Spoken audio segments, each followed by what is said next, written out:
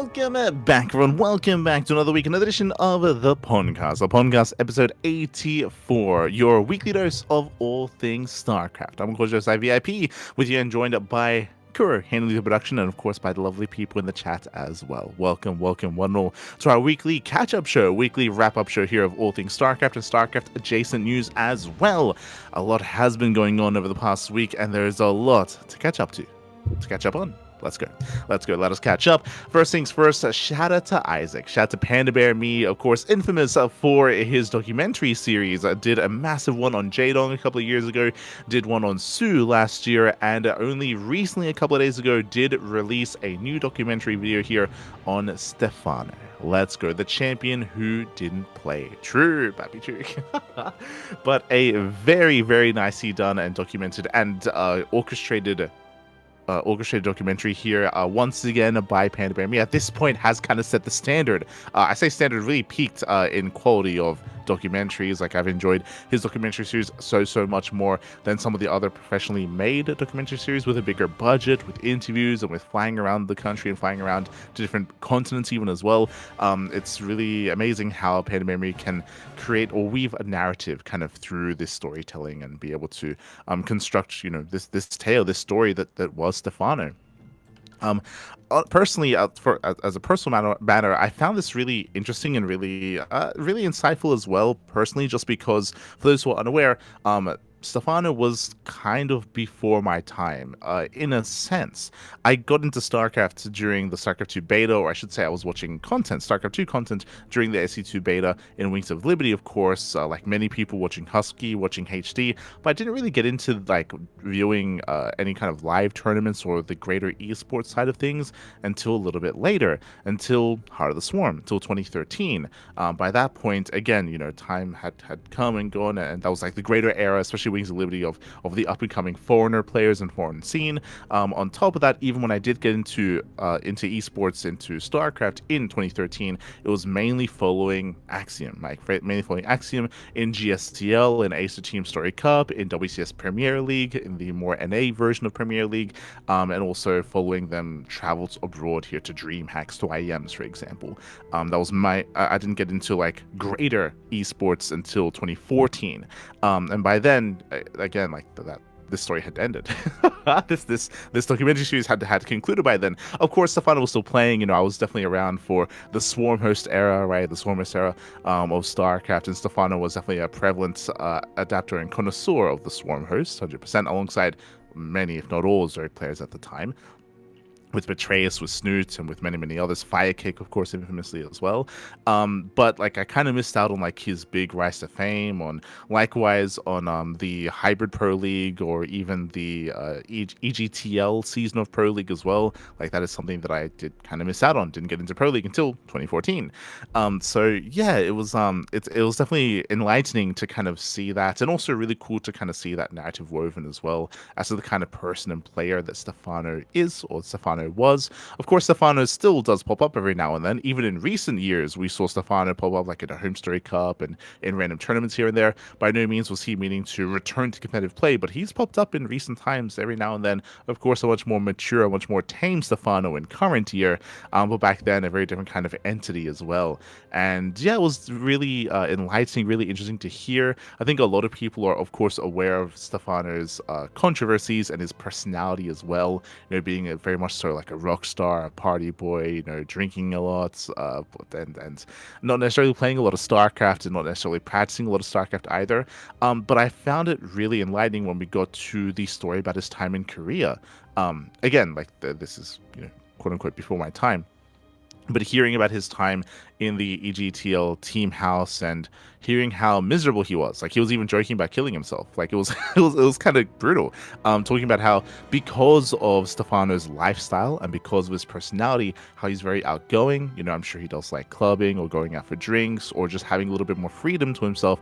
Him discussing and talking about his time in Korea, talking about how constricted and confined it was because he didn't know the language, didn't know the people. He was stuck in a team house where he only had to play in in practice, and that's not really his style. It's he's a little bit more carefree when it comes to practicing and improving and of the like.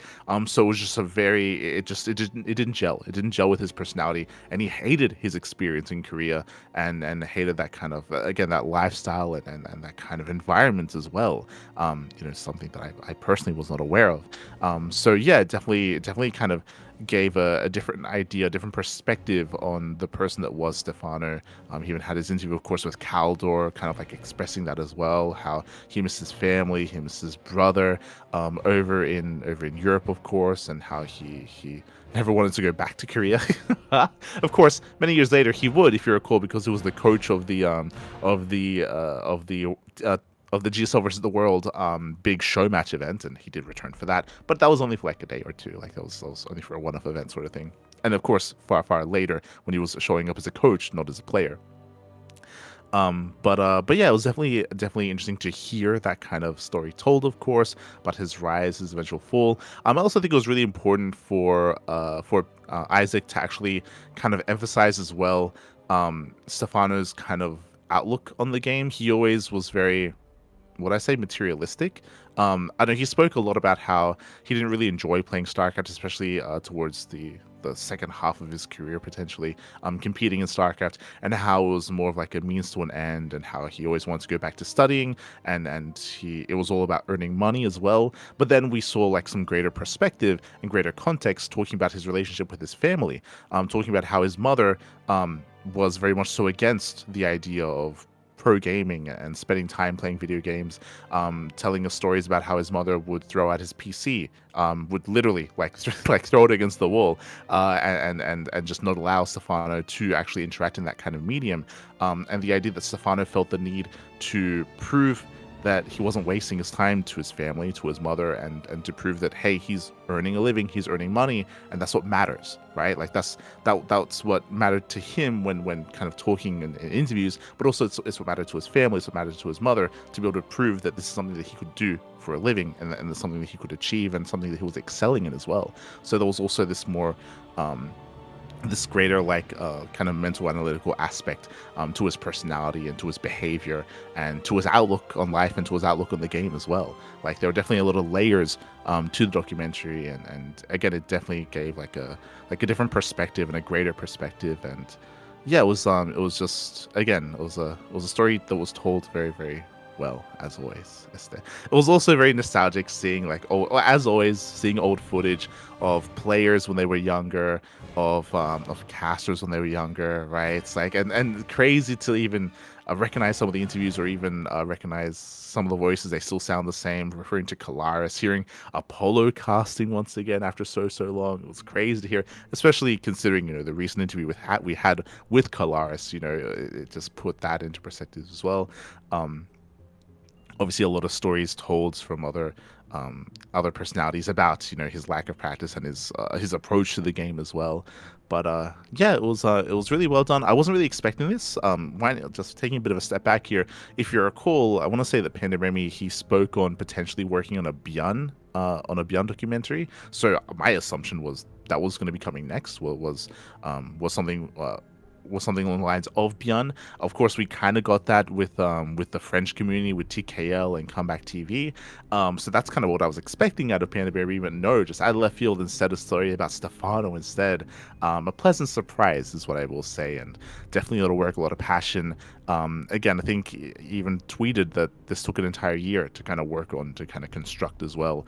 So far, I think it's been like one video a year for Panda Bear Me, right? Like it was, yeah, the Jaedong documentary was 2 years ago, Sue's was last year, and then Stephano's was this year as well. So yeah, it's a lot of work, a lot of time, a lot of effort put into these, and definitely worth viewing, definitely worth checking out, especially if you're a fan of Stephano, or even if you're someone that's a little bit newer to the scene and didn't really know some of the context or some of the history of StarCraft.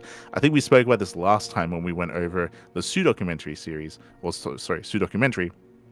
Myself and Yaku, we spoke about how there's just so much like potential for these videos to be made. Like, there are so many players that you can follow. That's why we brought up Bjorn to begin with. But you can talk about Bjorn, you can talk about Rain, you can talk about Rogue. Like, there's so many players. Even MVP. I feel like MVP's been talked about to death.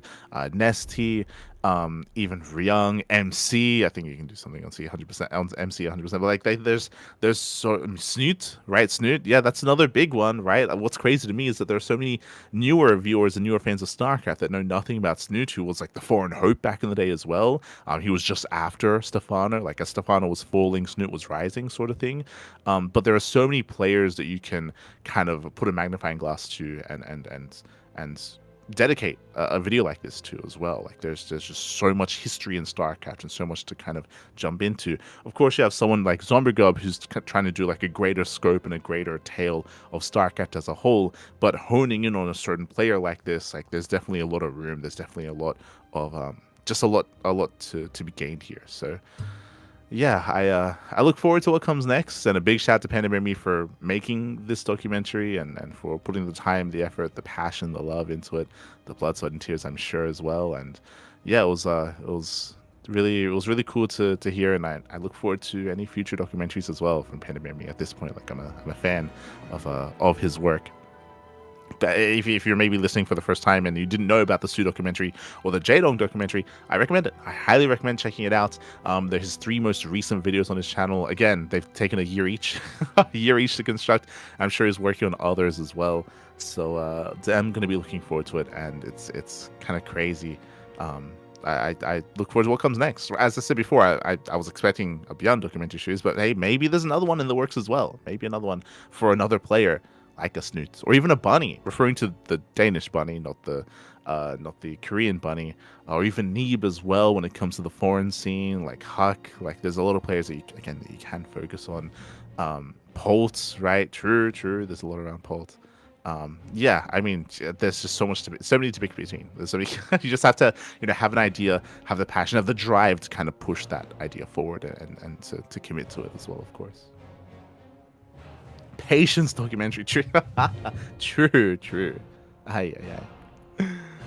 But again, a big shout out to Isaac, big shout out to Panda Bear Me. If you have not checked out or have not watched or listened to the documentary yet, I do recommend it. Bam, link is going to be in the Twitch chat and in the YouTube chat as well, so do check it out. Do give your feedback, comment, like, all things. Do check it out. Again, shout out to Isaac, shout out to Panda Bear Me. Speaking of content and speaking of other pieces of interviews, last week we had an interview with Kalaris. This week we have an interview with someone that I was very unfamiliar with. We had an interview with Kaldi. Kaldi, an old school Icelandic esports StarCraft 2 player, and later Hearthstone player as well. This is leading up to the big LAN event happening this weekend in Iceland. And at the time that we spoke about the announcement of the events, we were like, we don't really know that many Icelandic players. I still stand by that, by the way. And I was a little bit perplexed as to why the event was happening and how much interest there would be from the local scene. But I mean, hey, we were illuminated a little bit, at least, with this new interview conducted with Kaldi, talking about his experience, the old days in StarCraft, and also the scene, the Icelandic scene for StarCraft back in the day as well. Kaldi, he was an active player. I mean, speaking about Stephano, speaking back in the day, was a player back in 2012 and 2013. Those are the 2 more active years of Kaldi back in the day. And again, a player that I was very unfamiliar with. I actually, upon listening to the interview and upon reading it, did actually go forth and check out his Wikipedia, and did see a lot of tournament results when it comes to DreamHack Open Cups, playing against players like Moro, for example, beating Moro. True, like Moro is the player that I'm familiar with, or even going up against Gumiho and some of these other big Korean players back then as well. So yeah, it was really interesting to see. Kaldi, he was never a player that really shot up, which is most likely why I wasn't aware of him. He was more kind of middling of the road when it comes to the greater international scene, but at least when it came to the Icelandic scene, he was kind of a bigger name, and a bigger face, and a bigger entity in StarCraft. So it was really cool to hear from his perspective from many years ago. Nowadays, even talking about how he's still working in esports in a different capacity, and he was a lot more successful afterwards, after he retired. I want to say, like, towards the end of 2013, did retire, did start competing in Hearthstone instead, where he did have a lot more success. So you might be a little bit more familiar with him as a Hearthstone player, but again, did kind of initiate or did start his roots did begin in StarCraft or even in Warcraft 3 before that. Not as a pro player in Warcraft 3, but still was of course playing it and still was enjoying it as well. But yeah, it was really cool to hear from him. And it it's giving me a little bit more interest in the event itself to see who signs up, who checks in, who goes to the event, whether he even goes as well, just see what's going on, just to celebrate, the anniversary and the years of StarCraft as well. So yeah, it's really cool that they were able to get an interview. With Caldi. This kind of goes in line of what I mentioned before as well. I spoke earlier, I mean, we speak about this all the time when it comes to LAN events and people trying to create their own LAN events as well. We spoke of this mainly about the American LAN events that were happening, and even the Australian ones, about how important it is to kind of reach out, or how I believe it's important to reach out to local scenes, to local talent, whether it's players, whether it's casters, and kind of get them involved. And they did so here, reaching out to an old school Icelandic player for an interview to kind of promote the event and promote StarCraft in Iceland again. I think it was a really smart decision. I think it's really cool. It's giving a little bit more depth and backstory to the event, and I hope that it does well. And yeah, I do recommend it as well. The article is not in English, bear that in mind. So did have to translate it with rough translations to get an idea as to what was being said. But yeah, overall, it was a well done interview. Definitely giving again greater perspective as to the Icelandic scene and Caldi as a player. And yeah, we might even see him show up suddenly. It was also really fun to hear, like, he even spoke about, one time that he played against Hero from CJ, and just is like, oh, he's still around. Like, it's crazy just how long StarCraft has been around and how many years we've been watching a lot of these players as well. It's crazy. But yeah, shout out to Caldi and the Icelandic scene, and best of luck with the LAN event that's going to be happening over in Iceland. Best of luck. That leads us into our next bit of news here, and randomly, this happened yesterday actually. I logged into the game, and bam, notification, achievements. We have a new portrait. We got a portrait in game celebrating the achievement, of course, of Hero winning the Thunderfire All-Star Invitational 2025. Interesting that they actually renamed it in game to 2026 All-Star Invitational. They removed the main name of the event, Thunderfire, and they retitled it to 2026 instead of 2025. But regardless, to be fair, the Thunderfire was like debatable. I've seen some discussion about whether or not the event is called Thunderfire or just the organizer is called Thunderfire. So I would let that one slide. Maybe. But yeah, it was really cool to see that we got a portrait for that. Again, for those who are maybe unaware, this was a big event that was celebrating the return of the Chinese scene and the Chinese server specifically, as it has been down for many years, and it was a big collaborative event with NetEase, of course, and with Thunderfire. And if you recall, SE Boy, they spoke on the fact that they were looking forward to, or at least NetEase were actually motivated to host more events like this in the future, which they already have, by the way. They already sponsored other events. If you remember, we spoke the other day about, I think it was the Chinese New Year event that NetEase hosted with a bunch of casters and streamers and ex-players. This was last week, where they did actually have a crazy big prize pool for them as well. It was insane.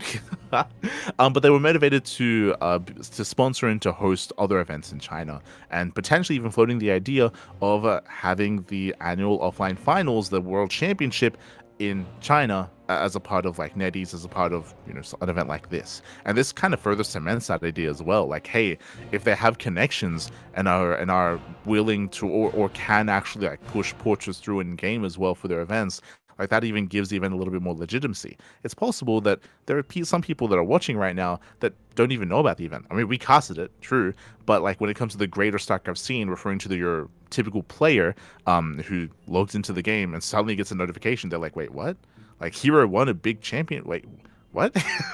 And they'll look it up, they'll look into it, and hopefully they're able to hopefully it just gives the event a little bit more legitimacy. Again, it was like a $50,000 prize pool. It was huge, and there's a high chance that we see another one next year as well, and that might just become the annual event for StarCraft. Of course, I don't want to get ahead of myself, but again, it sounds like there has been definitely some talks and some interest from NetEase and some interest from SE Boy in the Chinese scene in regards to hosting the event again. on that annual basis. So congratulations here. Of course, the big controversial thing is that unfortunately the EWC champions have not gotten their portraits, referring to Cyril winning EWC last year in 2025, and of course Clem becoming the 2024 EWC champion either. So it's a little bit weird to... It's a little bit weird, right? That, hey, bam, I mean, I say it's a little bit weird. It's different. The fact that NetEase were able to, and SC Boy were able to push through a portrait and push through a celebration for their tournament so quickly, whereas we're still missing out on the World Championship portrait from 2024 and 2025. I mean, one, it shows just how interconnected NetEase are, right? NetEase, they're handling the Chinese server, they're handling the Chinese clients. If they want to, they can just push stuff through. Like that's what that tells me. It's less about I mean, maybe it is a little bit about the relationship that they have with Blizzard, but it's less about the relationship that Blizzard has with EWC and ESL. I did see that there were some people speculating about, copyright related issues, or maybe EWC just not really being too interested in pushing and promoting their champion in the game of Blizzard, and maybe Blizzard they're not really chasing that, so there's just nothing being done there. But again, clearly this pushes towards the idea of NetEase caring and having that interest and having that motivation and wanting to push their events and help support StarCraft, not just in regards to this, but the fact that they've been patching their own game. Part of the reason why we even have the arcade mode open once again, I would imagine, is because of the Chinese development scene and the Chinese developers who had been updating their version of the game and who had the arcade live well before we did, well before the global version of the game. So yeah, it's definitely interesting. It's obviously, of course, really cool to see that that Hero does get his own and another portrait in game. For sure, it does look sick. And yeah, I mean, it might be a sign of things to come when it comes to future years and future Thunderfire All-Star Invitationals, or just All-Star Invitationals, or just NetEase events in general. So it's really cool to see. That leads us over into our monthly update here of our most active contributors in 2026 February for Wikipedia. Once again, Wikipedia is a platform that is updated by the people, for the people. You yourself, hey, if you're out there, if you're watching a tournament, if you notice, hold up, there's no updates on Wikipedia, you can update it yourself. Shout out to our typical top contributors. We have Cynical Death as number 1, HJP Alpha as number 2, Bukun as number 3, Kashim as number 4, and Kuro 16 Swords and Seki for number 5. Special shout out to Light, myself, as I did squeeze into top 20 somehow. That is me purely updating our own tournaments and our own casts. Unfortunately, nowadays I'm no longer an active contributor the way that I used to be, but apparently still enough to get to the top 20, which tells me we need more editing. We need more people contributing, because I should not be up there. By no means should I be up there. But shout out to our top 5, of course. Kuro always handling creating pages for the CranKy Ducklings and editing and updating wherever she can as well. So big shout out to Kuro, Kashim, Bukun, HJ, and Cynical as well. And of course, all the other top 20. True. And of course. But it's really cool that this is something that Wikipedia they've started doing relatively recently. Maybe it's been a year or so, maybe 2 years or so. But giving the shout outs, giving a little bit of a limelight to those that contribute to their respective wikis. It's cool to see.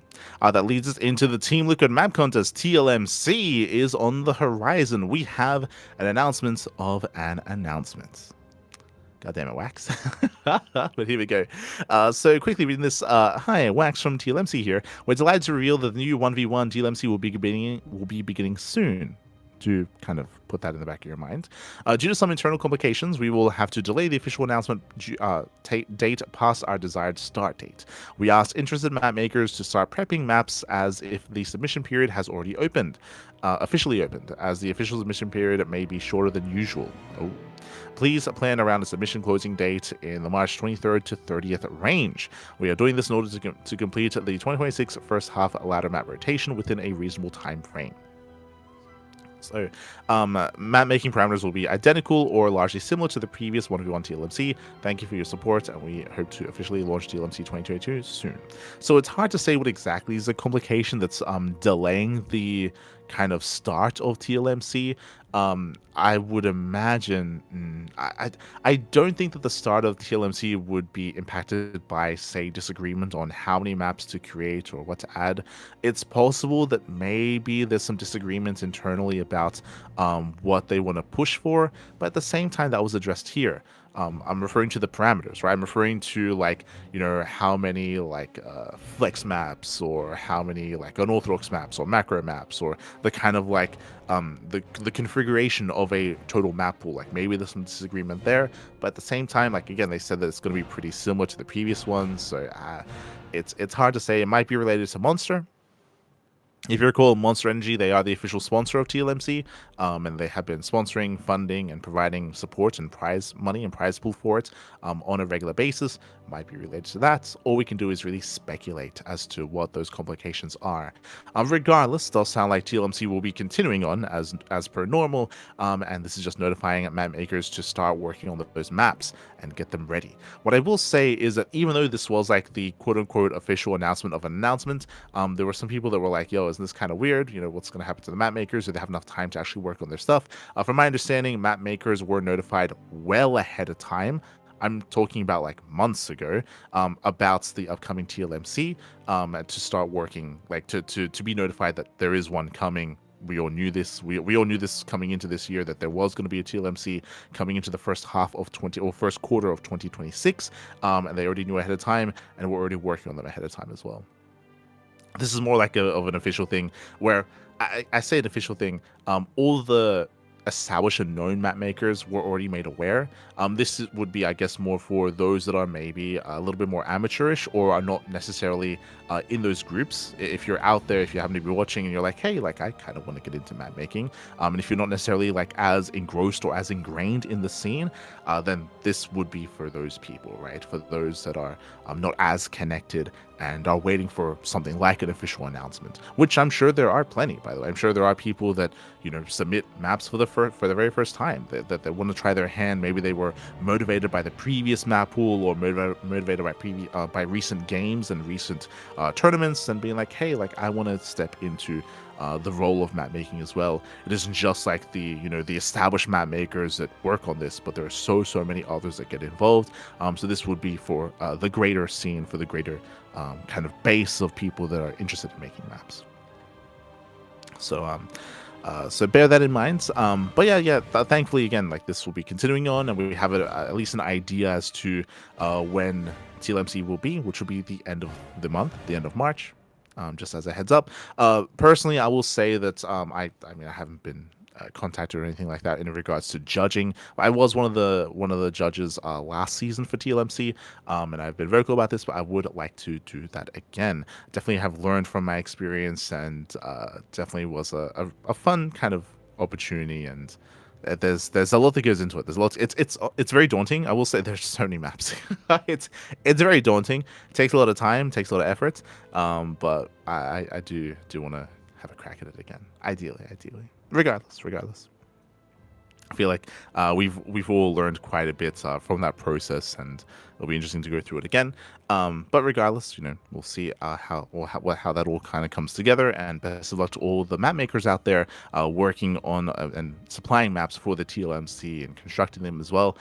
My one call out to map makers out there is work on your Moopy placements. Okay, I was shocked by the Moopy prison that we had last season. Okay, we had a map with walls lined with cages filled with Moopies. Okay, it was terrifying. It was it was crazy. It was crazy. What the hell's going on, guys?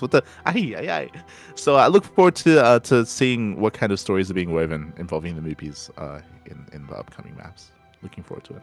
Those who don't know, there's often a lot of Easter eggs in all of these maps involving Moopies. Are like the Ewoks. They're like the StarCraft version of an Ewok, and they do some crazy stuff with them. I was gonna say, it suddenly makes sense that there's a StarCraft version of the Ewoks when we learned that StarCraft was originally Star Wars. True. Yeah, true. It all makes sense. We have a suing coming. We have a lawsuit is coming. Oh no. But that leads us into our next piece of news here. That leads us into the Blizzard Classic Cup. For those that do not remember, for those who maybe it slipped your mind, if you recall, BlizzCon this year will have StarCraft. It's been a long, long time, but BlizzCon did stop for a long time as well. True, true. Coming into COVID, during the COVID era of StarCraft, or just the COVID era period. I don't know why I had to say COVID. I'm just so used to saying the COVID era of StarCraft. That's just in my brain. That's just what it is. Aye, aye, aye. But BlizzCon was gone for a long time, recently came back, and it was announced a couple of months ago that StarCraft would have an event at BlizzCon. But it's not going to be like the end of year championship like it was in many years past. Instead, it's going to be more of like a show match event, which is what we knew coming into it. If you remember, we spoke about this when the initial announcement happened. But back in 2020, pre-COVID, when it was announced that ESL were taking over, when they were taking over the WCS circuit and it was turning into the EPT circuit instead, when that first announcement happened, BlizzCon was going to happen in 2020, and what was stated was that even though Blizzard won't be handling StarCraft events anymore, there still will be StarCraft events at BlizzCon, but like show matches, like legend show matches, maybe some Archon mode, maybe some StarCraft Evolution, StarCraft Remastered, I meant to say. Maybe some some old school like best of 7 or best of 9 show matches with like retired players as well, like some more like fun-ish events, and maybe some actual like higher level play like a Cyril versus Mara or something, but in a more show matchy kind of context, less so like a big bracket and end of year final sort of thing. And then BlizzCon was cancelled. BlizzCon was cancelled, COVID happened, everything got locked down, and everything kind of changed. But this was the original plan many years ago, and now we're kind of getting back to that here again, where BlizzCon or Blizzard, they're not taking the role of hosting like an end of year finals again, but they're going to be hosting the Blizzard Classic Cup. It sounds like, I remember there was like a little bit more details of it revealed previously, but it sounds almost like a triathlon where they're going to be having these quote unquote team captains, and they're going to be drafting players from different Blizzard esports of Warcraft 3, potentially StarCraft Remastered, StarCraft 2, Overwatch, Blizzard Heroes of the Storm, right? Basically, all these different titles which have Hearthstone, true Hearthstone. Maybe they might even incorporate like WoW Arena. They might go that far as well. But they're going to be incorporating different Blizzard title esports titles, and they're all going to be a part of one big event. I mean, you can even see it here in the logo, actually. You can see the StarCraft Remastered logo, StarCraft 2 logo, Warcraft 3, and Heroes of the Storm. So, I mean, that tells us already, right? So there you go. That those are it's like going to be the 4 titles. And they're going to be drafting players in each of those esports, and they're going to be playing against each other and gaining points in each esport for their total team. And then said drafted team will become the champion of the Blizzard Cup, or the Classic Cup, I should say. So again, it's a different kind of show matchy event that involves different esports titles under Blizzard, of course. And it looks like they're soon to announce some of the captains. I'm assuming this is some of the captains and not the only captains. Based on the silhouettes, it looks like Nick and Dan. It looks like Tasis on the left and Artosis on the right. Like I was under the assumption that there would be like more captains, like there'd be like 5 or 6 or something. So then there'd be like more matches held. It would be a bit of a shame if it's only 2. If it's only 2 captains and it's just basically like a 1v1 instead of having like other captains involved from other titles. Like I assumed that it was going to be like, oh, maybe there's going to be like a StarCraft 2 captain from the StarCraft 2 scene, and then there'll be like a Warcraft 3 captain, like a Todd or a Kaldor or something like that, and then like a Heroes captain or something, like a captain who's more ingrained and tied to one of the esports titles. But of course, I have to branch out and draft players from other esports titles that maybe they're less familiar with. That was the assumption, but based on this graphic that we're seeing, it looks like it might just be 2 teams, and it might just be Nick and Dan instead, which is a bit of a shame if that's the case. I was looking forward to it being like a little bit more than that, but yeah, there you go. I mean, we'll see if they maybe incorporate some other some other casters, some other captains. We still have limited information as to what the event is, and just like last time, the event can always change, right? Like there's still a lot of time in between here, now, and BlizzCon. BlizzCon, who I think back in the day was in October, November, which I think is still in October, November. I don't know if they've moved BlizzCon since then. Normally, BlizzCon But was like on the beginning of November, and I remember that specifically because that was around Mike Morhaim's birthday every time. So I don't know if that was intentional or not. Well, that's why I'm saying that I don't know if they've sent, because it's the return of BlizzCon. I don't know if they've moved it. I think this year is earlier. I think it's like June or something.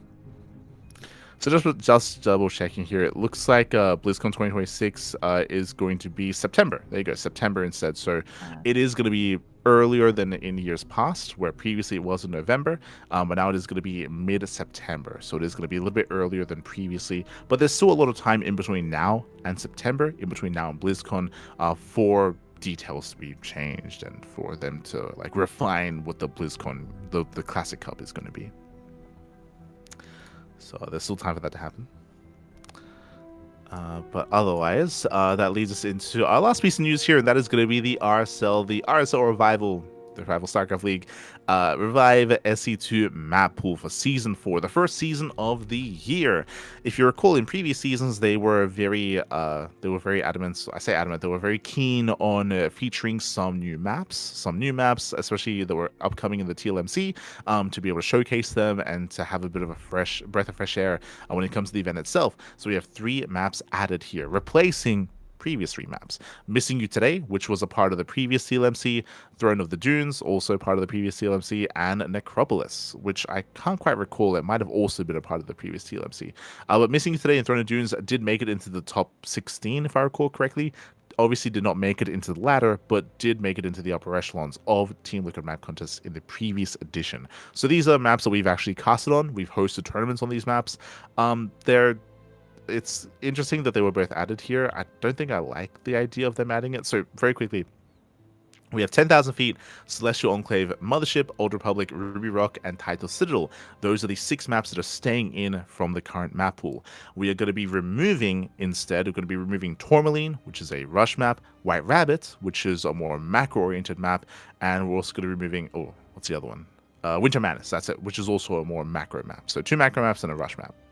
So Winter Madness, White Rabbit, and Tourmaline. They're going to be replaced by Missing You Today, Throne of Dunes, and Necropolis. Missing You Today, if you recall, was a massive map. And one of the big criticisms that I had about Missing You Today was how big it is. Not just that, but how defendable it is, how easy it is to get up to 4 or 5 bases, kind of take over your own corner of the map. If you remember, there was also 2 gold bases in the corner, which would benefit, say, Protoss in late game PvT to gain map control. There were definitely some criticisms that I levied about it. Similar with Throne of Dunes, where Throne of Dunes you could also turtle up quite well on towards a 4 and even 5 base setup. I guess it makes sense though if they're going to be replacing White Rabbits and replacing Winter Madness. I guess they're decent replacements. I can't quite recall what Necropolis is though, and if you're replacing Tourmaline, I would hope that that's a rush map. I would hope. But we'll see. I'm a little bit disappointed that these are TLMC maps. I would have loved to have seen some maps that we haven't seen before, which will happen last season, right? Last season, I think Avex, he stepped in and he submitted a bunch of maps, which he was working on at the time, and they were crazy. Like they were quirky, and it was that straight up was a breath of fresh air. To me, this is like we're rehashing maps we already covered before. Like it's like it's a little bit less, at least as someone who covered all these maps previously, like it's to me at least it's already a little bit played out, and it's like we already experienced a bunch of games on these maps. We already kind of know what to expect from these maps as well. I'm saying that except for Necropolis, because I can't quite recall if that was a part of the TLMC. I would have loved Dream and Scars here, right? If we were going to rehash Dream and Scars, the other 4-player small map as well, which I can't quite remember the name. But yeah, there were definitely a lot of really unique, quirky maps that deserved to be showcased, but that did not make it into the top 16 of TLMC. Dream and Scars is the obvious one, but there's another that's kind of like slipping my mind. There was also like 4-player with the monorail systems, like connecting the bases on the edge. Like that was crazy. Give us more of that. Like, yeah. It was like something in Faith, I want to say. Like it was a similar kind of title. Yeah, it was similar to Dream and Scars. It was like, yeah, it was like something in Faith. But yeah, like those are the kind of like quirky maps that I would have loved to have seen here instead. So I'll be honest, I'm not too excited about the new maps that were added. I'm not too thrilled about Missing You Today and Throne of Dunes. I'm a little bit more excited for Necropolis, just because Necropolis wasn't the top 16, right? It wasn't a part of the top 16, whereas Throne of Dunes and Missing You Today was a part of the top 16. What do you mean? You loved Throne of Dunes. It was the Diablo map. It was a Diablo map. I remember you had so many rants about it. I had so many ramps with my little ruler, like measuring out the right hand side, showing that the top base, the high ground expansion can cut off any kind of run bys and counterattacks on the right side alleyway. So you have a really safe fourth base, so you can just turtle up on 5 bases. I remember my analysis on that map. I remember it. It's get it out of here. Ay. But yeah. Personally, I would have liked to have seen just some fresh maps. I say fresh maps again, maps that weren't in the top 16 of TLMC. But regardless, I look forward to Necropolis at least, and we have our confirmed map pool. We do have it. As that leads us into our big event for the week, and that was PigsTy Festival number 7.5. It did wrap up this week, of course. That was our next big premier event. I say premier event did reach 10,000 USD. I believe it's 7.0, not 7.5. I was thinking of OSC Elite Rising Star 17.5. So 7.0. But it did reach $10,000 when it comes to crowdfunding, when it comes to money raised, and I believe there was also like an excess of around $6,000 for the next Pig Fest. So very successful. I do appreciate that that Pig didn't just donate everything to the one event. I think that is a mistake that some events have done in the past, where it's a little bit wiser to have like a cap, and then if you get anything past that cap, put it to the next one, right? Put it to the next one, because it's not about having like one big event. It's about having like a sustainable format of events, throughout the course of a year and throughout the course of years to come as well, right? You want it to be sustainable. You don't want to just like raise for one big event, then have nothing left for the next one. So it is really cool to see. That's almost a $6.5 or $6.4 thousand were raised for the next PigsTy Festival. Really cool to see. Meanwhile, we had already gone through the group stage, if I recall correctly. Yes, we had already gone through the group stage, and now we can go through the playoff bracket, which took place over the weekend. Ay. So coming into this event, coming into the playoffs, it was double elimination. We did have our top Terran players, Maru and Clem. They're the two top Terran players in the world. Then had our Zerg players in Cyril, Raynor, and Solar. Those are the top 3 Zerg players in the world. And then we had Hero and Showtime as the top 2 Protosses. Bearing in mind, this is literally the best players in the world. You're not missing anyone. You can expand it out and be like, okay, top 3 Terran would be Cure, top 3 Protoss would be like MaxPax. But remember, MaxPax was unable to compete in this event. He was disqualified because he would not show his webcam, of course. Cams were a requirement for this event, and of course MaxPax does not use cams, so he was not able to compete in the PigsTy Festival. Same with typical offline events. So outside of that, these are the best players in the world, and we had a pretty impressive showing here. Maru takes down Cyril 4-2 in the upper brackets. Bearing in mind that Maru, he had a really rough 2025. I've been very vocal about this, but Maru had a very disappointing 2025, is what I will say, compared to 2024, and even coming into this year, where Maru did struggle that much more. I've had some Maru enthusiasts be like, "Oh, but Maru, he won DreamHack last year," and I'm like, "Yep." I was disappointed with his performance at DreamHack last year. Like, I 100% stand by that. So Maru, he was very, I would say, very constrained when it came to his play styles. He was very confined, and it wasn't necessarily the Maru that we know and love. But that changed coming in towards the end of the year, the end of 2025. We saw that the meta shifted. We got the new patch. We got the new map pool. And previously, Maru, he was playing a lot of mech. He was turtling up quite heavily. He was going for a lot of ARAXs as well. He was very one note, or really 2 notes. Like, he was also going for a lot of all-ins and TVP. He was very samey, I think is what I will say. But coming in towards the end of 2025, Maru, he started to open up again. Everyone did, because of the patch and because of the map pool. And Maru, he started being more active and more aggressive, and had a lot more versatility when it came to his builds of choices as well. and he's been looking a lot more impressive coming into 2026, much more impressive than last year. So it's very exciting to see kind of the rise of Maru in recent months, and that culminates into this result, which is crazy. To take down Serral 4-2, that is a huge win, as Serral is the best Zerg player in the world. Scrolling down, we had Clem versus Raynor. Again, 2 TVZs back to back. Clem takes down Raynor 4-1, a big win there for Clem, and oh. Yeah, big win there for Clem. Am I crazy? Am I missing something? Wait, what? What is happening? How did? Wait, what? Am I crazy, Koopa?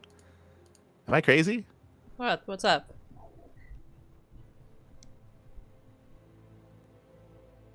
Am I? Did I lose my mind? So sorry. So the bracket is a little bit weird. Okay. So I'm not crazy. So Maru, because the Maru versus Showtime match is on the bottom, but it should be on the top. Like someone needs to Kind fix of, this. yeah. Yeah, it's reversed. I was confused because I was like, Maru takes down Serral, Clem takes down Raynor, so it should be Maru versus Clem, and we finally get that matchup we've been waiting for years, and we don't get it. we still don't get it. Feels bad, man. Feels bad. But yeah, it's a little bit perplexing because, yeah, I guess they were waiting for whoever comes in from the lower bracket. It's a really unique format. Yeah, it's really unique because both Maru and Clem made it to the next round, and then they had to wait for the lower bracket quarterfinals before their next opponents. Kind of weird. But when it comes to the lower bracket, double elimination, I will say that. No, it's a unique format for sure. Hero took down Solar 4-2. Showtime took down Shin 4-0 as well to make it through into the next rounds. Showtime 4-1 Raynor. That's a big win actually. Like the last time they had a long series like that was the EWC European qualifiers. That was like half a year ago, where it went all the way to the ace match and Raynor barely clutched it out over Showtime. This is a big win. This is a best of 7 that Showtime took over Raynor. Insanely big win here for Showtime. GG, well played. Bearing in mind, this is a Raynor who is in form, by the way. I know a lot of people like to say whenever they see like one of their favorite players lose a series, they say washed. But Raynor, he is very much so in form at the moment. There's a reason why he performed so well at Thunderfire, for example. What was it? Did Raynor, he beat Maru at RSL the offline finals in December, right? Like Raynor's the one who's beating Maru. Raynor's the one that went to the ace match against Hero in the finals of Thunderfire as well. Like Raynor is very much so in form, so for him to go down to Showtime here and to Clem is big, is huge. Scrolling on over here, Serral takes down Hero 4-1. Big win for Serral. It does knock him down, especially considering Hero's been winning everything. Right? We've been harping on Hero winning the RSL Offline Finals, winning Thunderfire, winning Rongi Cup as well, winning all these big events. And for that to start to die down a little bit, and for Serral to bring him down here and now, getting his revenge, because Hero did beat Serral previously. GG, well played, as Serral does get his revenge over Hero, advancing into the semifinals. Serral, he does get his series versus Clem, and he does bring him down. That's a big win for Serral, not gonna lie. Historically, Clem has had the better TVZ over Serral. Historically, like in recent years, like Clem has had the stronger winning record by far over Serral. When was the last time Serral beat Clem, actually? Hold on, I want to look into this, because it's been a while. Like Clem has been the dominant force for a while at this point. And I would often say that Raynor's had a better showing against Clem than Serral has. So quickly double checking. Let's see. Serral versus Clem. So Clem 3-0'd Serral at Home Story Cup. Clem, he took down Serral 3-1. Clem did lose the series to Serral at Masters of the Game, and then he instantly beat him, if you recall, to win the tournament. Yeah, to win the event. So technically he didn't even lose there, because he won in the rematch. Yeah, it's been a long time. Fun fact, okay, so Clem, he 4-3'd Serral at PiG slide number 6. He took him down at Star Zagora, took him down in Big Rain Bouts, took him down in Maestros, took him down in Home Story Cup. The last time that Serral beat Clem was in PiG Sty Festival number 5.0. And Serral beat Clem once in 2025. Just once. And he's lost 1, 2, 3, 4, 5 different times. And even in 2024, Serral beat Clem once at IM Katowice 2024, and Clem beat Serral at Home Story Cup and at EWC. Like again, it's a rare sight to see Serral beating Clem. It happens once a year. Happening once in 2024, once in 2025, and now once here in 2026. So just to reemphasize just how big of a result that is for Cyril to beat Clem. GG. GG, well played. Very impressive result there by Cyril to defeat Clem, and maybe that was a sign of things to come. Maru takes down Showtime 4-0, and then Cyril wins the entire event 5-1 over Maru. GG. GG, well played. Very strong showing here by our reigning world champion. Cyril, I would say that his ZVT, specifically against Clem, has always been very shaky. As I mentioned, Cyril rarely beats Clem over the past couple of years, so to see him take him down here and win the entire tournament, that is a huge win for Cyril. Congratulations. Congratulations here to Cyril, taking down the best Protoss and Terran players in the world in this tournament. Did avoid Raynor, but again, it was only recently that Cyril did beat Raynor in the previous event, of course, in Home Story Cup. I would also like to add that if anyone is interested in Cyril's playstyle specifically, after the finals, PiG had a lengthy interview with him talking about all the strategies and like the decisions that he's made. So it was a very interesting, like, you know, to just listen to Cyril analyze what has happened during the tournament. So if you're interested in that, then I recommend the VODs on PiG's channel. Yeah, for sure. Do recommend it, and definitely something I'm going to be looking into as well. So again, congratulations to Cyril for becoming the Sty Festival #7 champion. GG, well played. Big win here for Cyril. Quickly going over some of the other stats here we did speak on. All right, the most important thing actually. So yeah, you know, it's nice to know that Cyril won the event. It's nice. But what's really important is who won the cutest pet competition. That's it. Really, what matters here. That's the real competition there. Yeah. This is where all the big bucks are. This is where that $6,000 went actually. This in the end, shout out to, as this was, I believe, a fan vote, but in the end we had Solar as number 6. If you remember, we thought Solar's pet dog was number 5, if you recall, but no, Solar was number 6 actually. To be fair, I think Solar has multiple dogs. In our defense, maybe. So PiG, I believe he revealed all the pet doggos. One moment.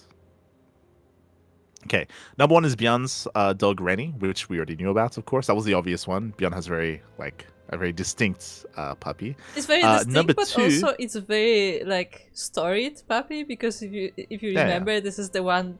For those who may not know the story, this is the one he got back years ago as a gift, essentially, for his results in tournament. Yeah. He performed well in GSL to be able to get a pet dog. He was able to have it at the team house. I believe it wasn't winning, of course. It was GSL. It was getting into the top. I think he made it to the semifinals or quarterfinals. One of the two in individual league. So number 2 is Monxil, who is Kira's pet dog. So that's Kira, number 2. Number 3, I didn't know this. Number 3 is Percival. Percival has 2 cats. So there we go. Percival does have 2 very lovely cats as the third picture. Number 4, who's looking very shocked to have been taken a photo of, is Malloy, is Young Yakov. Young Yakov's pet cat is number 4. Number 5, who we thought was Solar's, was actually Shin. Shin has Nori. Shin, a pet puppy as well, pet poodle-ish puppy, as number 5. Number 6, of course, was Solar, who did win the entire thing. Maybe cheating a little bit, having the little love heart on the on the forehead, but there we go. Does win the cutest competition. Number 7 is Raynor. I had no idea, but Raynor has a pet puppy. Triss. You know what? That makes sense, because it's clearly like a young puppy, so it's clearly like a new dog owner, so it makes sense that it would be Raynor. Okay. And Raynor's number 7. And number 8 is Hero's pet puppy, Tapon. So number 8 was Hero. There you go. Most important competition. And of course, Sola's pet Peanut did end up winning.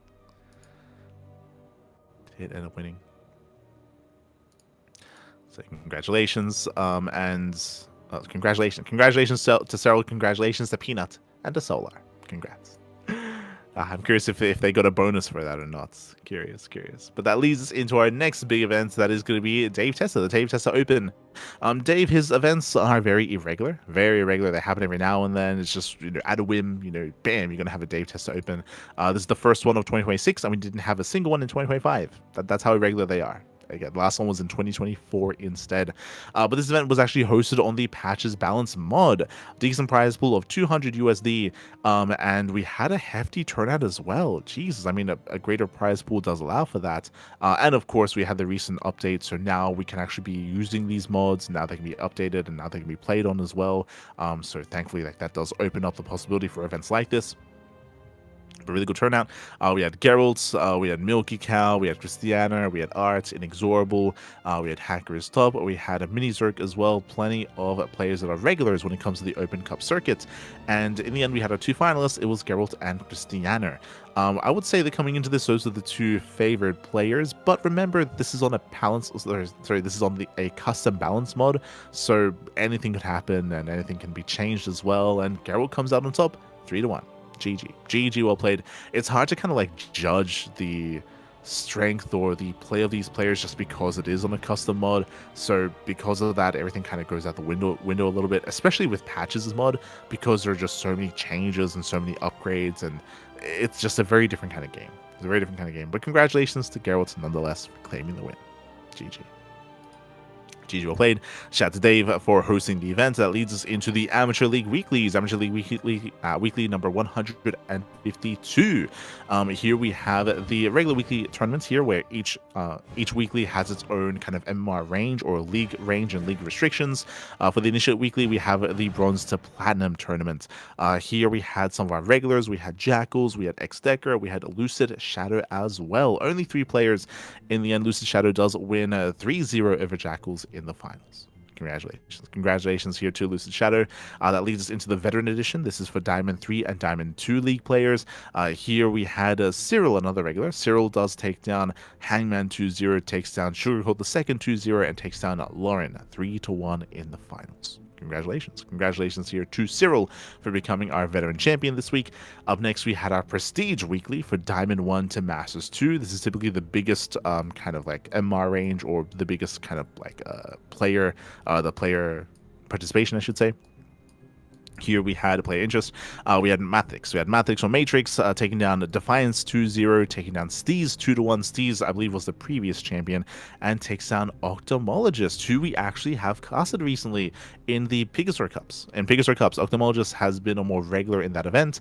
I do recall we had a big chat discussion about what his name means and what he's studying. You know, is he dissecting octopuses? Is he entranced and enamored with the number 8? Is it related to the month of October? You know, maybe he only does work in October and has the rest of the year off. It's hard to say. But regardless, congratulations to Matrix for taking out Ophthalmologist 2-0 and then 3-1 in the grand finals. GG, well played. That leads us into the Elite Edition for Masters 1 to GM, and here we did have a series. We had a singular best of 5. Inexorable takes down Havertz 3-0. GG, well played here to Inexorable. Does claim the win, does take the series, and is this week's champion. That leads us into more amateur events. That leads us into our own monthly tournament, the Sea Duckling Open number 142. Our events have been running for many years, since the inception of the CranKy Ducklings back in the day, and it has now become, instead of a weekly, it used to be a weekly, then a bi-weekly, now is a monthly event. And we had a new player taking it out, or going through. Did play in MSO previously, but I believe this is their first Sea Duckling Open. Does take down Muckaboy 2-0, takes down Liberty 2-1, takes down Troy Galaxy 2-1, and takes down Blue Knight 3-0 in the grand finals. Star Knight is going to be our champion, 3-0 over Blue Knight. The Battle of the Knights. Yeah, I was gonna say, I think the important part for this tournament is what the finals were, because I will tell you, it was not easy to cast, especially since Star Knight decided to play blue. And every intro was a struggle. Oh no. And this was actually a rematch, by the way. If you recall, because this is not the first time they've played each other, MSO number 100. Masters 1 Open number 100, they played in the first round, and Blue Knight did defeat Star Knight 2-1. So there was a bit of a backstory and history between the two players in our tournaments. So Blue Knight did beat Star Knight in MSO. Star Knight beats Blue Knight here a week later in SDO. Crazy. So GG Well Played on that rematch win. Congratulations to Star Knight for winning there and for becoming our champion this month, I should say. And hopefully we can see more of Star Knight, Blue Knights, and the others in the future, and the other players. So we have a couple of newcomers as well, like T City and Goresimo. There's a lot of letters in there. But regardless, it was great to see some of the new faces and newcomers to the tournament. That leads us into the Ladder Legends Academy Amateur Showdown number 2. This, I believe, is MMR restricted, unlike the previous Academy events. 4.5k MMR and below. This is around M2 and below, or like really, like M3 and below, like low M2, low Masters 2 and below. Are facing off here. We had some regulars that we are familiar with. We had Battle Beast, we had Defiance, we had Cypher, Chocolate was competing as well. And we've been seeing a little bit more Chocolate as of late. Haroku, all facing off here in the end. Battle Beast does claim the win. 2-1 over Defiance, 2-0 over Cypher, and 3-0 over Chocolate. Congratulations to Battle Beast. GG. GG Well Played does claim the win and is going to be this edition's Ladder Legends champion. That leads us into Maradecos, who, again, I haven't seen in quite some time, but recently has been more active as of late as well. Big shout out to Maradecos. It looks like he is hosting his own league, hosting and wrapping up his own league as well. Looks like it did actually begin last year in November, but only recently was able to wrap up. So the group stage was back in November. The playoffs was this year. We did have some big players, actually. Soon was here. Soon. Let's go. Again, Maradecos, he is a German caster. He does cast in German, of course. He does have an active YouTube channel, but again, he used to cover a lot more StarCraft. Nowadays, I feel like he's toned it down a little bit at least. Did tone it down. Sorry, just making sure we're not missing anything. Did turn it down a little bit here, but we did have the playoffs and the finale here of his League number 1, or League 14, League 1, as the previous leagues, I believe, were for lower level players, which were wrapped up last year. Here at Frisk takes down Soon 3-1. We had Frisk takes down Dronehard 3-2, and then Winkle takes down Frisk 3-0. GG, well played. Congratulations to Winkle, a player that I'm very unfamiliar with. Like, looking at these players, I know who Soon is. I'm familiar with Soon. I'm familiar with Dronehard. I would favor them over the others. I'm very unfamiliar with Frisk and Winkle. So GG. GG well played. Again, a player that I'm very unfamiliar with, that has posted some good results as of late. Has posted some strong results as of late. GG well played. And a shout out to Maradecos for hosting the event, for casting the events. It did take some time for it to get underway, but did wrap up. That leads us into Nation League. Nation League here, the playoffs had begun. They have begun, and the quarterfinals have concluded. Here we had Hungary. Hungary went up against Czechia in the Nation League playoffs. Here we had Hungary taking down Czechia 5-1. Oh my god! In the best of 7, we had Bali taking down Rathak 2-0. We had Cheese. We had Cheese taking down Biri 2-0. We had Order GG and Majdi tied 1-1 scoreline. So a strong showing there from Hungary, advancing on into the semifinals. Then had Kazakhstan versus Sweden. Speaking of one-sided matches, oh my god, Kazakhstan, calm down. They take down Sweden 6-0. We had Chris Agros 2-0 over System. We had Time Rainer up against Gargoyle, also takes them down 2-0. And then Nodim takes down Cost Phoenix 2-0 as well. Strong showing here from Kazakhstan, advancing on to the semis. Meanwhile, we had Italy versus Ukraine. Oh, we have a tie. We have a tied scoreline here. There's still an ace match to break that tie, but it looks like they have rescheduled and have yet to play that ace match. So we had Ilya taking down Escanor 2-0. We had Yayuka and Oriolf tied 1-1. We then had Garlard taking down Andro 2-0 as well. So tied 3-3. The ace match is going to be a best of 1 between Yayuka and Oriolf in that best of 1 on the Old Republic. Still yet to be played out. Soon TM. I just want to say, as always, with this kind of tournaments, I have to give a shout out to creative names. And I did giggle at Oreo, because it's not Orion, you know? It's Oreo. Shaking my head. Yes. God damn it. We then had next series here, Taiwan, Japan up against Brazil. Ooh, and if you recall, I was favoring Brazil. I was favoring Brazil to go far in this event, and they did go far, but no further. As Ian takes down Comeseto, I believe. Yeah, Comeseto 2-0. We then had Ares taking down his opponent 2-0. We then had Ming OAO taking down Lovatil 2-0 to wrap things up and to claim the win for Taiwan/Japan. GG, well played. They do advance on into the semi, so we have our top 3 teams. We have Hungary, Kazakhstan, Taiwan, Japan, and we'll be joined by either Italy or Ukraine in those semifinals. Again, the ace match is still yet to be played out. Still yet to be played out.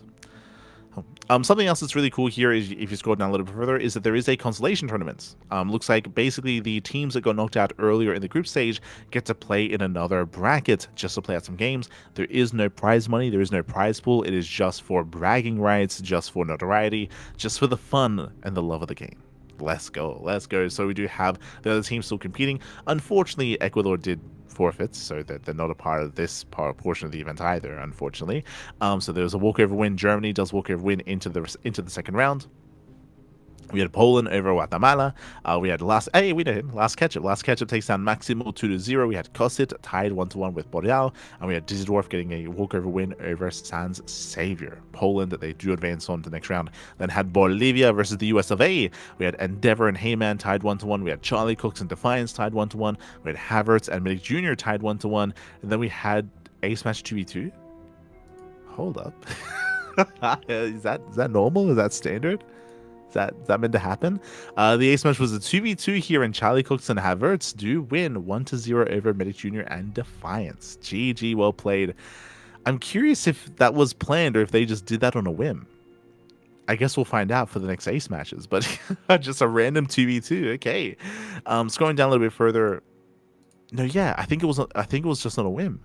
Because if you look at the first round, for Guatemala versus Poland, the ace match is meant to be the Old Republic. If you look at Germany and Ecuador, it's also the Old Republic. And if you look at Peru versus Costa Rica, Old Republic there as well. So by default, it looks like, I mean, the maps were chosen ahead of time. By default, it was going to be on the Old Republic. But it looks like they did agree on a 2v2 instead. Okay, let's go. Meanwhile, that leads us, I mean, it's all for fun anyway. That leads us into the final round here, Peru versus Costa Rica. Peru does take the win 5-1. We had Letos over Amaterasu. Latos and Amaterasu, they tie 1-1. We had Mike Savage 2-0 over Neo Shine, and Password 2-0 over Wither. GG. GG, well played. Next round is going to be Czechia versus Poland, Sweden versus Bolivia, Germany versus someone eventually, and Brazil versus Peru. So we have System updating us in the chat that it is in the rules that you can choose to do a 2v2 in the ice. So there you go. So they have the option. They have the option to 2v2 in the ace match. And that's wild, by the way. But I appreciate it. Is that rule also for the main event, for the playoffs? If so, that'd be crazy. That would be crazy. But GG, well played. And again, of course, we'll be back with updates regarding the semifinals and the rest of the Consolation Cup as well.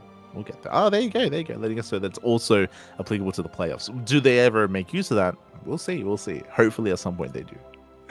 That leads us into the Thermal 2v2 Circuit March edition. Bearing in mind we did not cast this event, we did work behind the scenes on running the event instead, covered by Uwu, Thermal, Steadfast, and Wardy.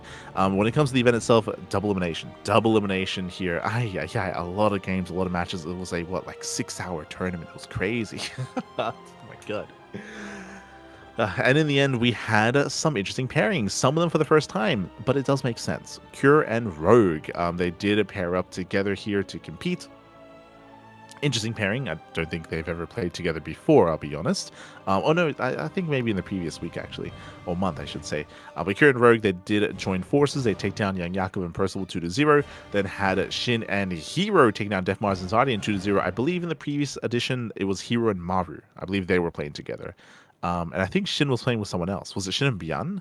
I know that Byan was passed around a little bit. I know that Byan, he played with Solar. He played with Percival. I think Byan's been hopping around. But yeah, an interesting new pairing here with Hero and Shin. The ex-CJ boys. True. Let's go. So they did join up. Are they, I forget, did they make a team for the What Used to Be Monday? Like CJ Entus? They did. It's called not CJ Entus. There you go.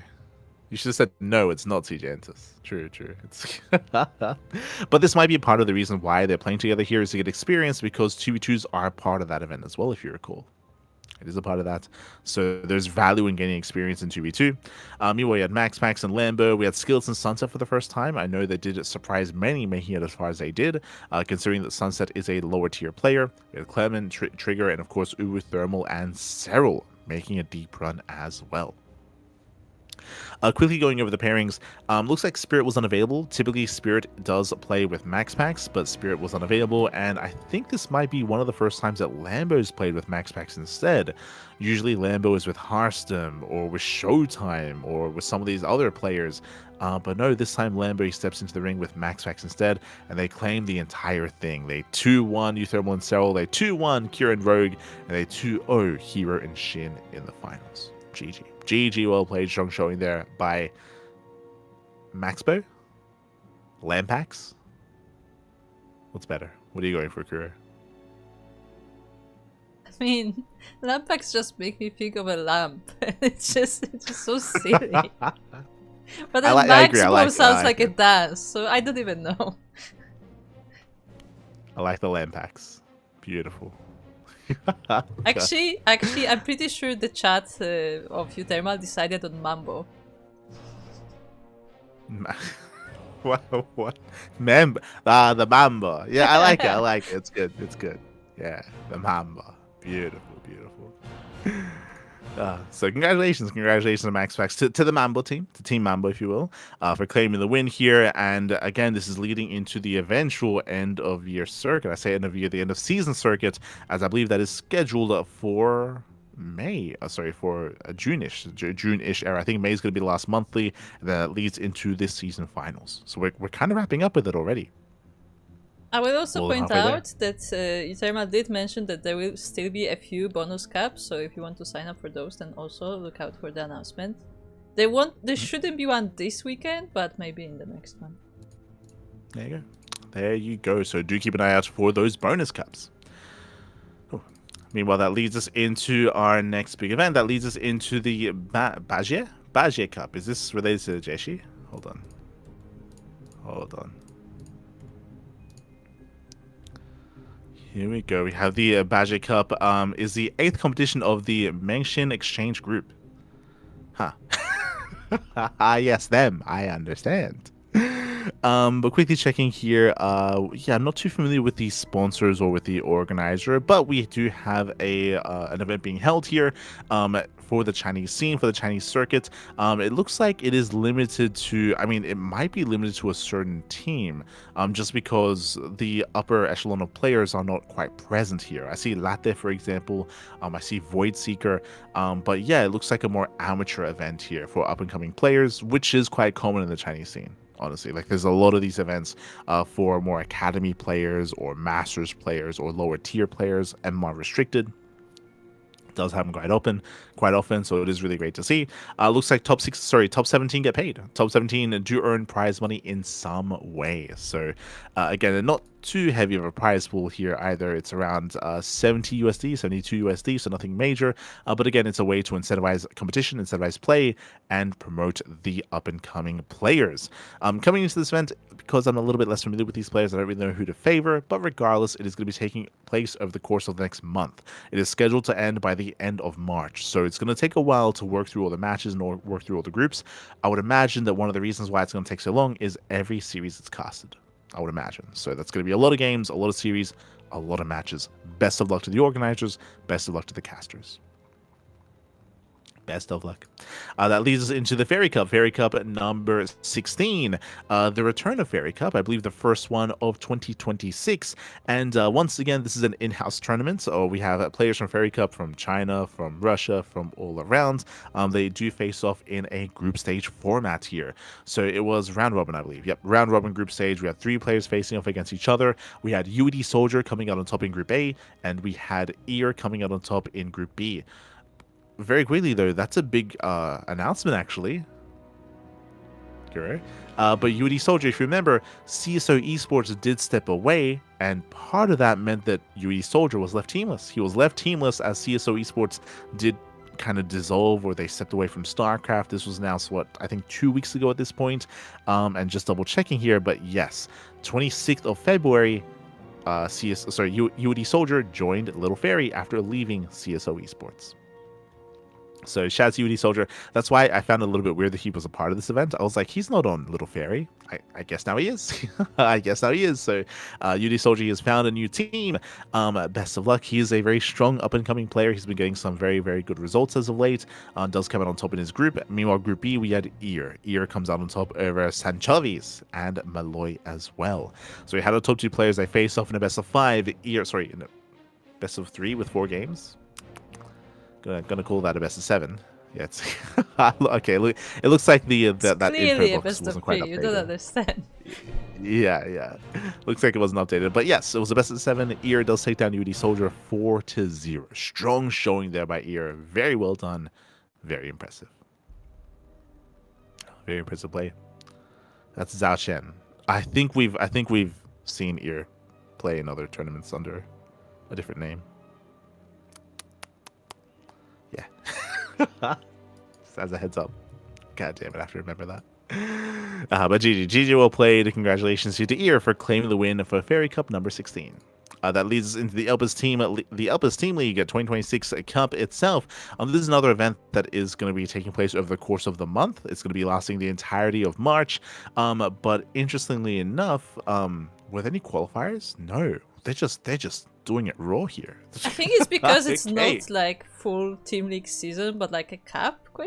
I'm not sure though.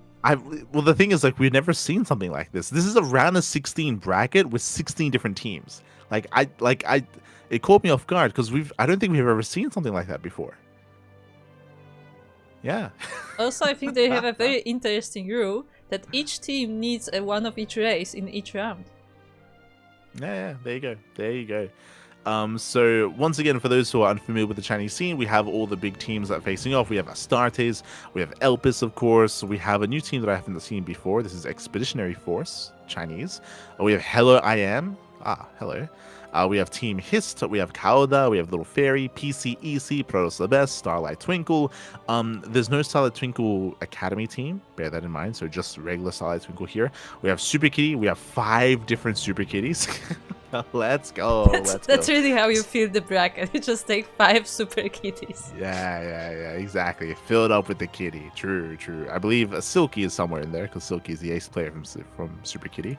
The downside of that is that Super Kitty's team is it's like spread thin, right? The rosters are very shallow, right? The rosters are very shallow because their team is spread out between 5 different teams, or their roster is spread out between 5 teams. Bear that in mind. And we have Toho Project as well. So a lot of these teams we're familiar with. The only one that I'm seeing for the first time is Expeditionary Force, who have their own logo, and Hello I Am. So those 2 teams, I don't know how to place. One of them has a notable on their roster. Let's see here. But yeah, I don't really have too high expectations, but I look forward to seeing how they play, how they compete. Oh, he's on 4-Leaf Clover. This is G and J. Okay, 20-year-old Zerg player. Interesting. I'm very unfamiliar, very unfamiliar with Yin. But best of luck to those teams. Otherwise, coming into this event, who do we favor here? Starlight Twinkle. They have a hefty roster. They've got Triple H, they've got Jolliwa, they've got Rewhite and Young Zest. So really hefty team. The other big team, I would say, is Elpis. They have Lemon, who may be the best player in the entire league. They have Oriana, they have SCV, they have Mickey. So Elpis is the other big one. Little Fairy is an interesting one. Looking at their roster, where's Shameless?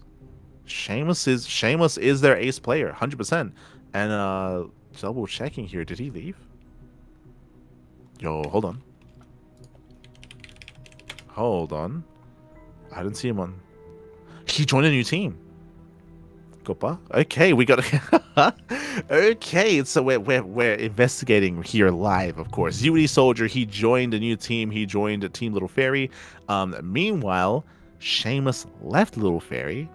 The drama? Did they take Shameless's salary and give it to UD Soldier? I was gonna say, did they just trade players? True. Hold on, let me just quickly double check something. So Shameless, he left Little Fairy the 20th of February, and I believe UD Soldier joined the 26th. Okay, so Shameless left first, so it makes sense that Little Fairy picked up UD Soldier to replace Shameless. So they lost Shameless first, and Shameless he was picked up by Stony Bulls, who, if you remember, we have seen that name before. I believe they're a team in one of the other Chinese team leagues. No, Are they no, in no, the no, no. Rookie They Warrior are team they league? are the team sign up for the Wordy Team League. Oh, that's it. That's it. Yeah. So officially,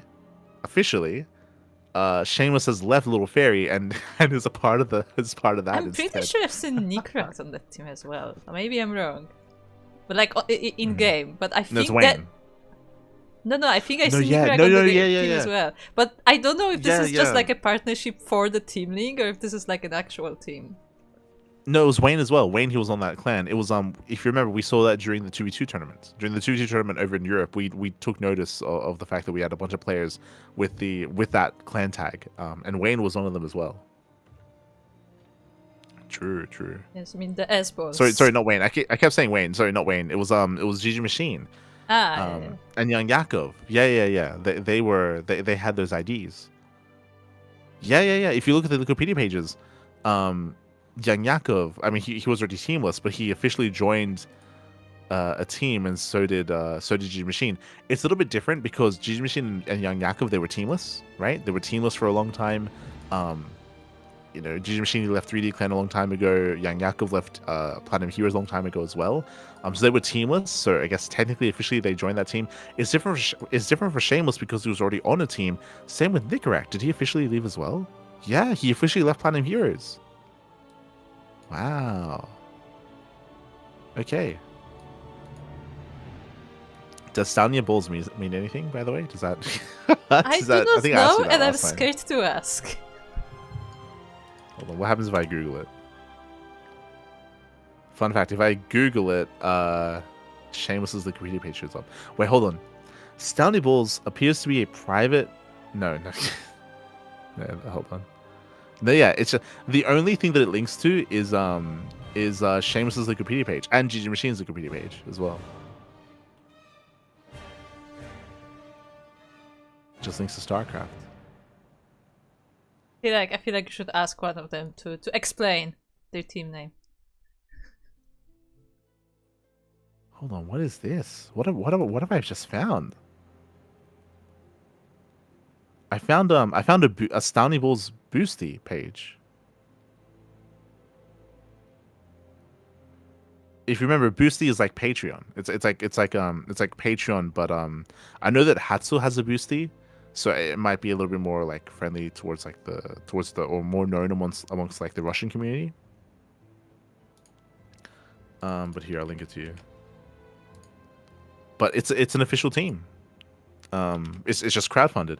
So see, we are a private. So this just in. Stony Bulls. They have their own logo as well. We are a private esports organization. The goal is to provide top StarCraft 2 players, or those who aspire to be top players in Russia, with money so they can train and improve. The team is fully supported on my personal initiative and at my expense from the money that I managed to hide from my wife. Let's go. If you would like to help the Read it players on again? the team, you can contact me. You can contact me personally or subscribe to our booster, which is the Patreon. All our earnings will be transferred fully to players for salaries and bonuses. Our Telegram channel is Telegram. It's all about spirit. It's all about spirits. It's all about Stony Bulls. Okay. So this is an official team. It's an official team. It looks like someone went ahead and created this team, of course. Someone who's more or less funding it himself, maybe just a big fan of StarCraft, very passionate about StarCraft, and is supporting Nickrat, Shameless, Gigi Machine, and Young Yakov, and they have their own. They've got supporters on Boosty. They've got patrons. That makes me And you wonder. can donate to the team. That makes me wonder if it's related to that like bootcamp kind of thing that they had like a few months ago. If you remember, there was a time when they all were like practicing together at one place. Yeah, but there were other people involved there. Like there were like three or four other people there. Yeah, but what I mean is but like maybe that was like a beginning of like some kind of partnership, and like maybe they continued it. I don't know. Maybe, or at least maybe like someone involved with that got inspired or got motivated to do a little bit more with it. But I love that line. I love it's, the team is fully supported by of my personal initiative and at my expense from the money that I managed to hide from my wife. There you go. It's beautiful, beautiful. Oh, so wholesome, so wholesome. Uh, so yeah, basically I guess we have confirmation. So the team eventually, hopefully they get a proper Wikipedia page. But apparently the team that was made for the Water TV Team League is an official team, and as a result, Nickrat has left the Platinum Heroes and Shameless has left Little Fairy. They've left salaried teams to join their own team, where they're also kind of where they are getting some funds, of course, and when you can support them as well with their Boosty page. There you go. Give you a link in the chat.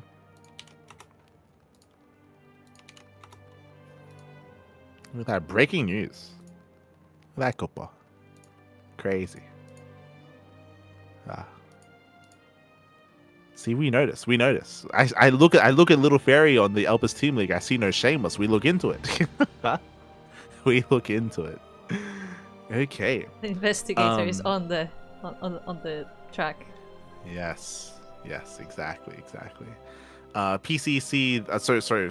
That was a big tangent. But again, I guess we just found out that there's a new team out there, and they're supporting Russian players, supporting GG Machine, Yakov, Shameless, and Nickrat. Best of luck to them. I mean, these are really young and really strong players, to be honest, right? Like Shameless, he's sub 20. Like GG Machine is sub 20. Like they're Nickrat's old man, like 23 years old. I was gonna say, are they even sub 20 still?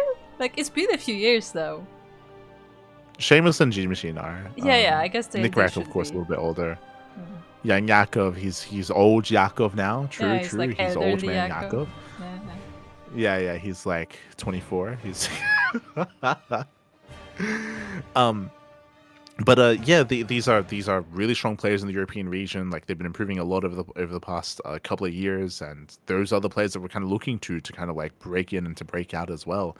So yeah, it's really cool to see that they've created their own initiative. As Kura said, for those who are unaware, for those that haven't watched the podcast, but there was like a boot camp that a bunch of these players went for, and including other players from Russia as well, where they kind of came together and they were practicing and preparing and training and improving for a period of time. Whether they do something like that again, hard to say, but regardless, it's really cool to see that that they're being supported in some way, and someone is taking the initiative to reach out and to help out these players as well, even if it's hidden from his wife.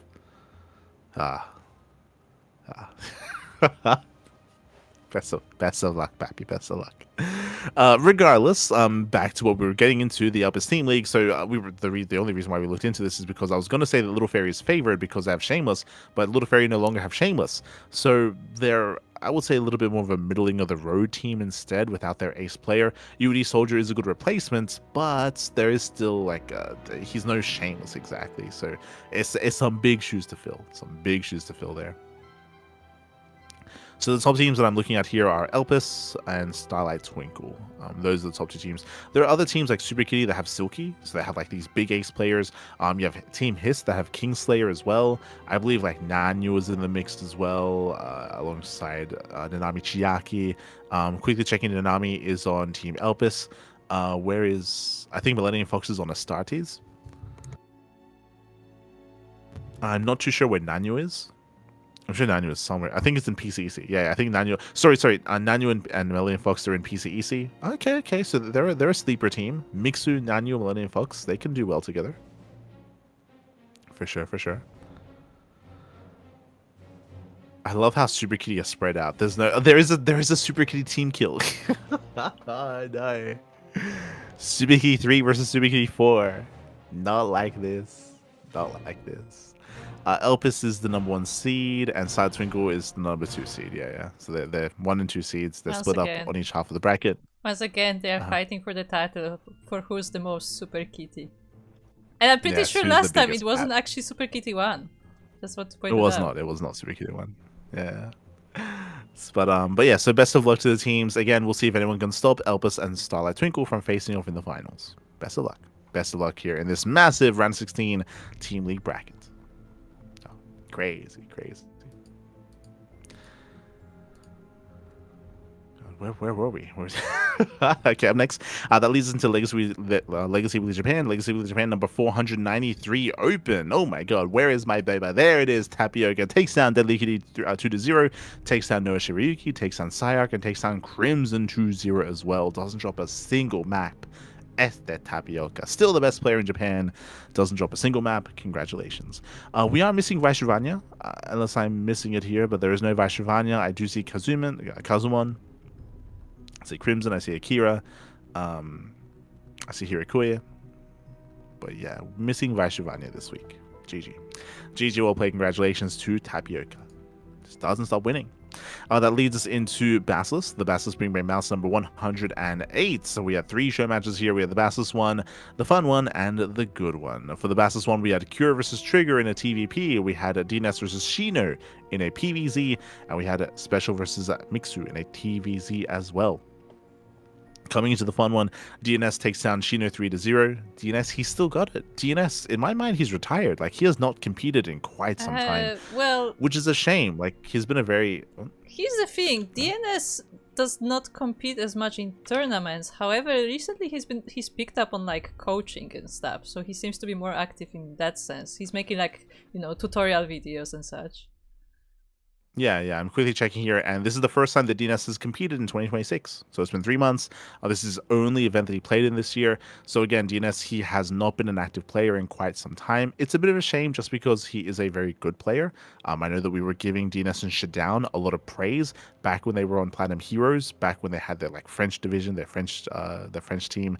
I say French team, but they had their French players, and they were achieving a lot of success. Like, they were doing so well in WTL. Like, they were getting some big results, but of course, eventually they left Platinum Heroes, WTL ended, and yeah, DNS, he has taken a big step away from StarCraft in recent times, which is a bit of a shame.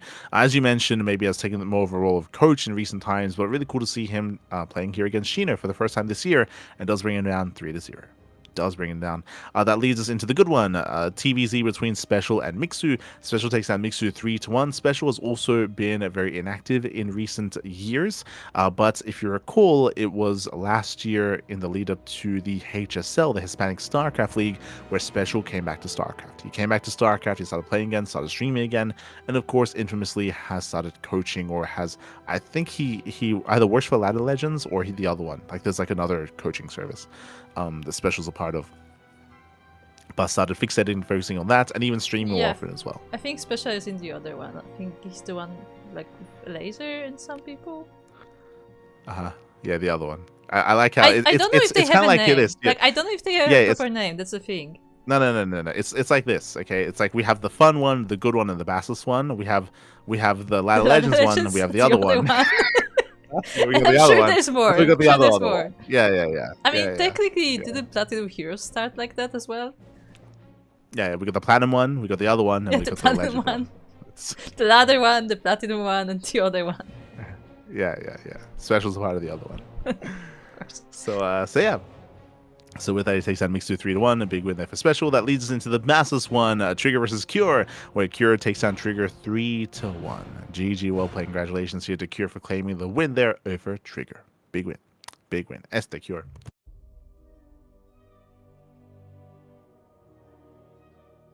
As that leads us into the OSC events for the week. OSC Weekly number 239. Aye. Again, this is a King of the Hill style tournament where the winner stays on, the loser is eliminated, and we have purely best of ones. And Bjorn does kick things off as the King of the Hill.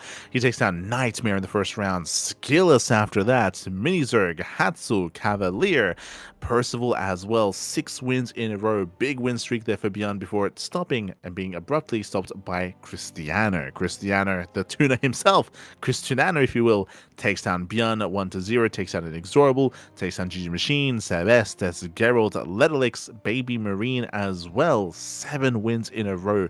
A bigger win streak there for Cristiano before Geralt is revived. Every now and then we do revive if there are no fresh players. We try to have a unique player in every series, but if we run out of players, then we do bring them back in. So Geralt was revived, and I believe Percival was also revived as well. So Geralt takes down Cristiano 1-0 to end the win streak, and also gets a win over Percival to become the King of the Hill. GG well played. Geralt does come out on top here as the King of the Hill, with 2 wins under his belt, followed by Cristiano with 7 and Björn with 6. Only 3 players walking away with any prize money here. Sometimes you have like these back and forths and everyone kind of wins the game and you have like this big chaotic bracket. But here we had some stronger forces kind of prevailing here with Björn, Cristiano, and Geralt. GG. GG well played. Again, always a fun format, always a fun event to cover is obviously King of the Hill. That leads us into our Open Cups. Let's go. Here we go. We have our Open Cups up next. Up next is going to be the KSL, the Korean StarCraft League, week number 86. And this has become a monthly tournament, unfortunately. If you want to help support the KSL, you can do so via Patreon. You know, there is a Patreon for the KSL, and it used to be a weekly, then it turned into a bi-weekly, fortnightly event, and now it is a monthly event instead. Again, like I will say the support for the Patreon has been waning over time, so if you want to help support the Korean scene and support the KSL, you can do so via Patreon. Can do so. Meanwhile, for the event itself, we did have Solar. Solar takes down Homeowner 2-0, takes down Cura 2-0, and takes down Björn 3-1 in the finals. Big win here for Solar. Does barely break a sweat here in this tournament. I would have said that the biggest threat and the favorite player would have been Classic, but Classic got knocked out in the semi-finals by Björn. So strong showing there by Björn when it comes to the TVPs, but does struggle against Solar in those finals. Congratulations. Congratulations here to Solar for becoming this week's or this month's champion. GG well played. That leads us into Sparkling Tuna Cup, into the STC number 121. This is a weekly open tournament hosted by us here on the CranKy Ducklings. Likewise, the KSL has their own Patreon. We have our own Patreon as well to help support and fund the tournament. Here we had Hero. He was not there at the KSL, but he was here for the Tuna Cup. Hero takes down Blue Knight 2-0, Prome 2-0, Percival 2-0, and we had a very intense back and forth in the grand finals. Björn got his revenge over Cristiano. If you remember, Cristiano was the player that did stop Björn's win streak in the OSC Open, in the OSC Weekly, in the King of the Hill. So Björn takes down Cristiano 2-0, and in the finals we had a very intense back and forth. And it was almost again a more one-sided affair here, but we had a back and forth. Björn, he took the first win over Hero, then Hero won 2, then Björn, then we had that back and forth, went all the way to the ace match, an intense finals. I do recommend it. In the end, Hero did barely come out on top, 3-2. GG well played. Congratulations to Hero for winning the Sparkling Tuna Cup for the week of 121. That leads us into the What Is You Monday number 76. Here we had a lot of our regulars, but some crazy results here. Percival takes down MaxPax in the quarterfinals. Usually we see MaxPax at least in the semis. He's usually one of the top players here, but he was shut down early on. Percival, he has some killer TVP, does knock MaxPax out early on. Meanwhile, likewise, another big upset, Clem. He got knocked out by the Clem Crusher. The Clem Crusher, classic. He's always had, I say always, he often does have Clem's number. He's often the bane of Clem's existence in a lot of these tournaments, whether it's in EWC or some of these other big major events. Classic takes down Clem 2-0, takes down Trigger 2-1, takes down Percival 2-0 as well, and he 3-0s Cure in the finals. Oh my god, Classic, calm down. Looks like Classic, he was upset after KSL. Remember, in KSL, he was denied that tournament by Björn, and here he pops off against everyone else. Trigger being the only player to threaten Classic makes sense, because Trigger, he even took down Hero. Like, there were so many different results coming in here, so many big names and big players. Trigger has some killer PvP. He's the only player to make Classic bleed, and he also took down Hero as well. So strong showing out of Trigger despite going down to the quarterfinals. Any other major results here that come to mind? Not quite here. Shameless did take a map off of Björn. True, did take a map. Cure, he did get his revenge over Solar, and of course Classic 3-0 over Cure. GG well played. A strong showing there out of Classic. That leads us into the Monday Night Weekly number 42. This is a more European-centric event and a more European-friendly time zone. Here we had Björn popping off once again. Björn. He takes down Clem 2-1 in the upper bracket finals, takes down MaxPax 2-1 in the upper bracket finals. Upper bracket semis for Clem, finals for the upper bracket finals for MaxPax, and takes down Hero in the grand finals 2-1. Björn, he beat the top 3 pro players in the world. Like, for the most part. Like, there's no Classic, true. There's no Classic here to stand in Björn's way, or Showtime wasn't here either, but beating Clem, MaxPax, and Hero consecutively, that's some crazy TVP out of Björn. Very crazy. Very impressive. GG. GG, well played. Hero, he was a player that knocked Max Pax out of the lower brackets. Any other bigger results? Shameless took down Clem. Yo, Shameless, he 1-0'd Clem in the lower bracket. That's a big win for Shameless. Okay. S there, Shameless. Again, you know, he just joined a new team. And do you see someone else down there? Gopa. There's Exo Striker.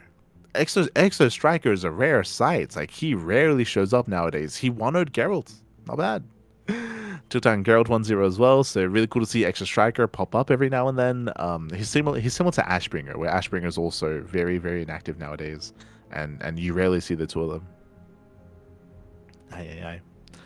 But yeah, congratulations to Beyond for claiming the win.